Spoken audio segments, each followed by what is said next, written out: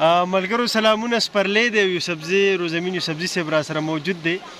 دته به د طاهر بنیري صاحب په دې غزل یا شعرونو باندې بلنه ورکوم بیا به دیم یو غزل وایي بالکل تازه غزل دی چې طاهر صاحب یوسفزي صاحبو زړګي څه دی خو سپرلي پکې اوسېږي زړګي څه دی خو سپرلي پکې اوسېږي ستا یادونه ځي راځي پکې اوسېږي او دغه پورې غر کې هغه کور د چا دی خلک وایي ښاپېري پکې اوسېږي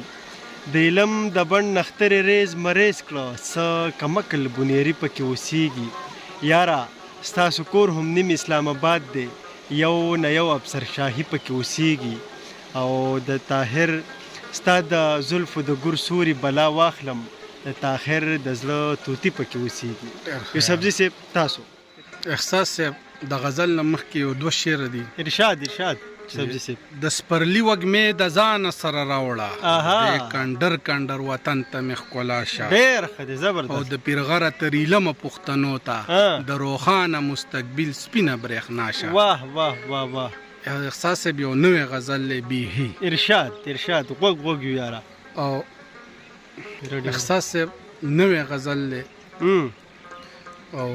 مطلب دا چې د ژوند ته غرونه حوصله ساته سړیه د ژوند ته غرونه حوصله ساته سړیه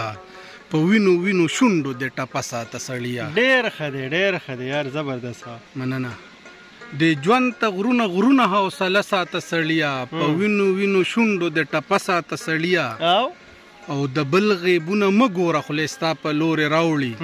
خپل ځان ته هم په کور کې آینه ساته سړیه ډېر ښه دی زبردست او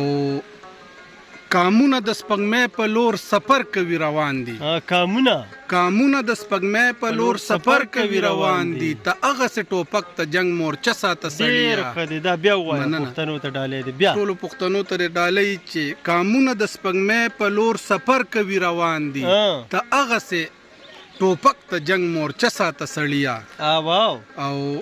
شعر دی پکې احساس انسان د امید تمه کول ابس ګناه ده په یو خدای باندې کلکه عقیده ساته سړیه ډېر ښه دی زبردست ښه شعر دی یوسفزي صاحب او اخیری مطلب دا چې ارشاد لږ ژوند دی روزمینه نفس شیطان خوشحاله نه کړي لږ ژوند دی روزمینه نفس شیطان خوشحاله نه کړي